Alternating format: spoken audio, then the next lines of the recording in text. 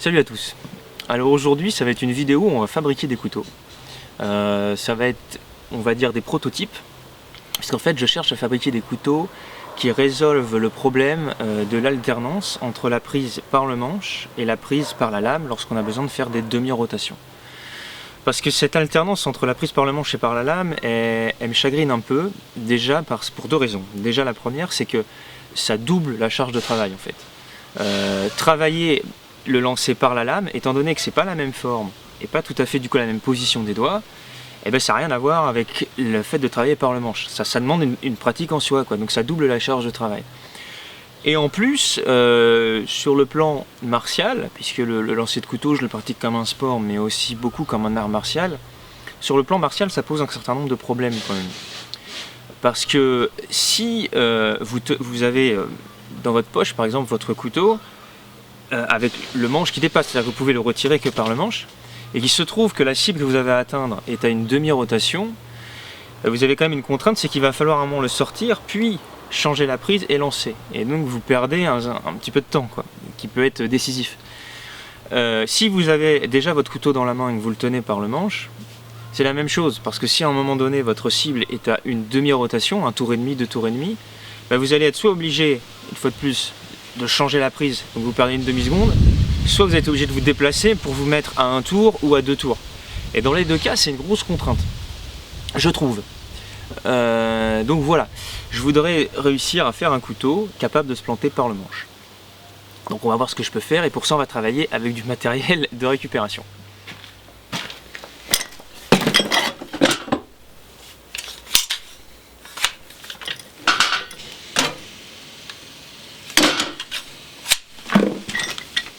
Alors, on va se mettre sur l'enclume. Bon, ça je vais le virer. Ça c'est des haches, vous verrez ça dans d'autres vidéos. C'est des haches à venir. Donc, en fait on va faire des lames dans une cisaille, une vieille cisaille. Une vieille cisaille. Une vieille cisaille, en fait c'est un grand classique en coutellerie, parce que l'acier des cisailles, surtout des vieilles cisailles, c'est du très bon acier. Et puis c'est vachement intéressant pour nous, parce qu'en fait on a, là je pense que si on mesure, là on est sur du 4 ou 5 mm. Hein. Là, je suis en train de me couper un doigt.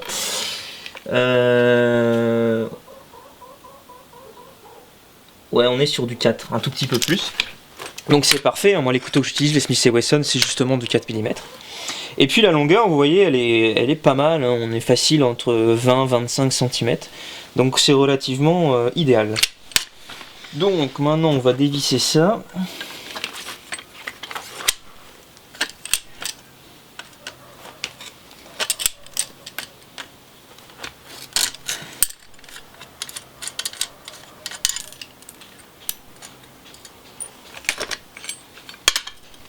Hop.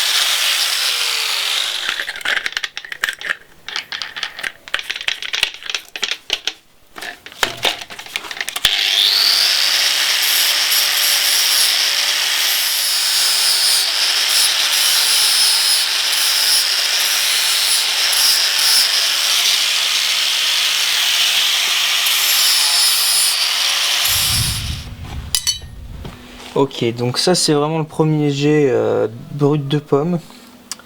Je sais déjà qu'il y a des choses qui vont pas. La courbe ici elle est trop abrupte pour ma prise.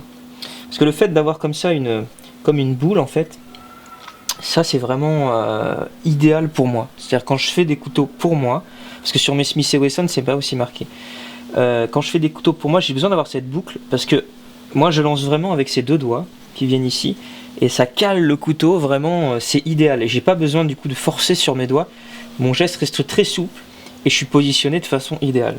Donc j'ai besoin de cette boucle, mais la courbe ici, il faut vraiment que je la retravaille. Je vais peut-être même là, je sais pas si je vais la travailler à la meuleuse ou à la lime parce qu'il va falloir faire ça assez finement.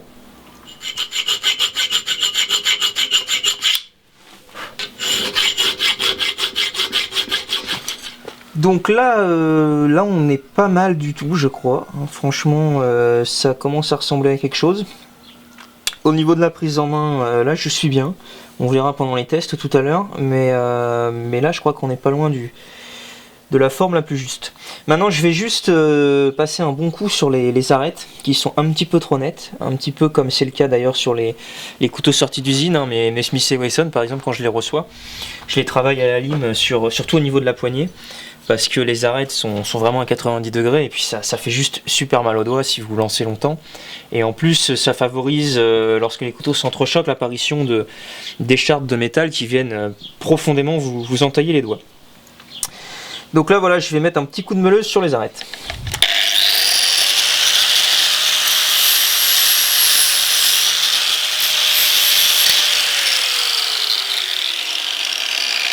Il reste juste maintenant à faire les émoutures au niveau de cette pointe là. Et puis après je ferai la deuxième lame qui est cachée, elle est là. Et puis on ira tester tout ça, à mon avis ça devrait être pas mal.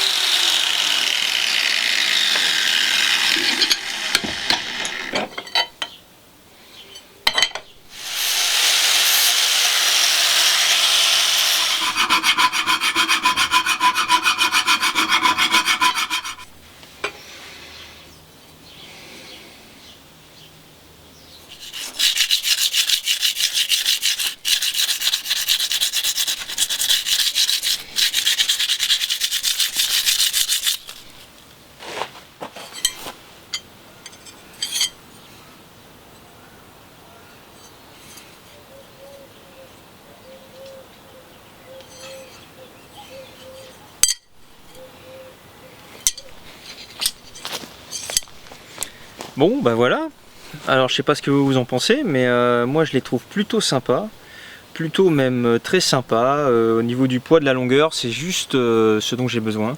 C'est vraiment dans le format que moi j'utilise. En plus elle me tourne bien entre les doigts, je suis assez satisfait, c'est assez équilibré. Mais bon, l'intérêt là ça va être de voir si ça fonctionne sur cette fameuse transition de tour à un tour et demi. Donc on va reculer puis on va voir ça tout de suite. Donc là on est tranquillement à 2 tours, donc dans les 5 mètres, hein, vu la longueur et le poids des couteaux.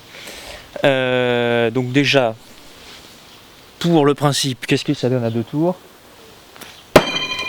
Et ça donne que ça plante pas. Voilà. Alors le problème c'est que comme j'en ai que 2, bah là faut que je recommence.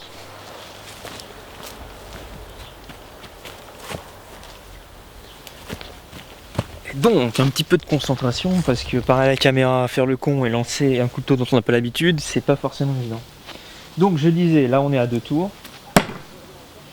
Et si je fais un pas, alors que j'ai le couteau par le manche, je vais me retrouver à 1 tour et demi et normalement il doit planter mais par le manche.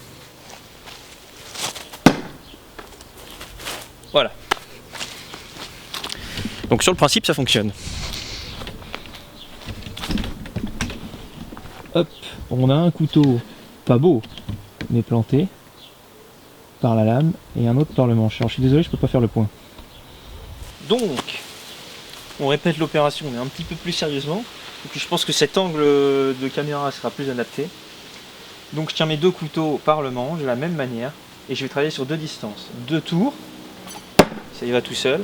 Et là 1 tour et demi, ça y va sans changer de prise.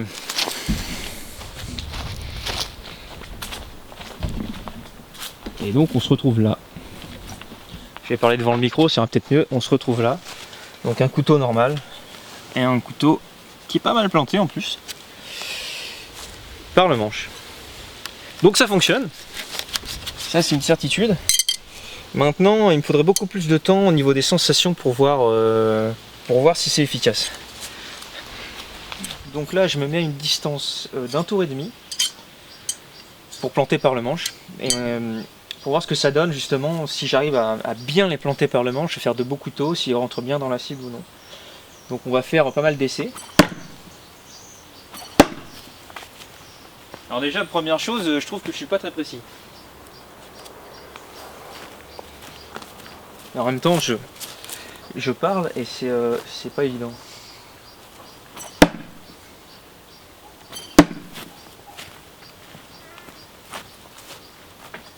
Ça plante pas mal, hein.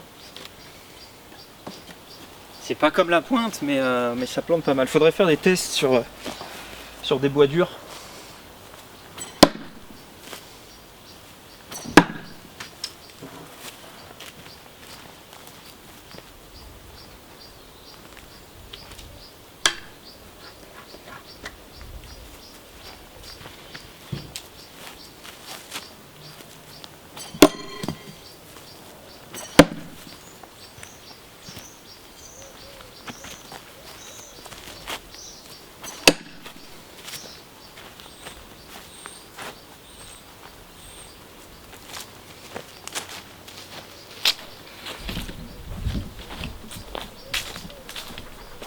Bon, il y a rien à dire, ça rentre dans la cible. Ça rentre dans la cible. Même plutôt fort, en plus les couteaux sont quand même lourds, enfin en tout cas ils sont plus lourds que mes Smith & Wesson, ça c'est clair. Bon, ce qu'on va faire maintenant, c'est qu'on va gentiment reculer pour voir ce que ça donne aussi quand on met de la distance. Là je suis à 2 tours et demi.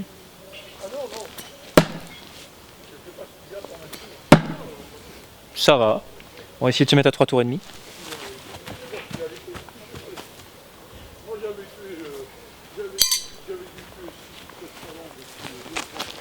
Donc, est-ce que vous allez me voir? Hop, hop.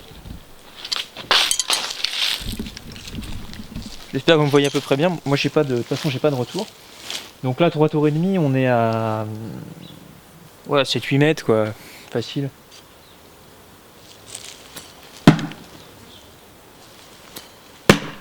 Ça plante pas mal, hein.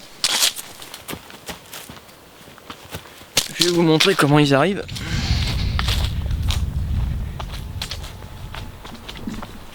Vous voyez, ils sont par le manche. Bon, je suppose que l'image est floue parce que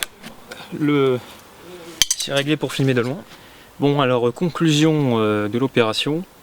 La conclusion, c'est qu'il est un peu tôt pour conclure en fait. Ça fonctionne bien.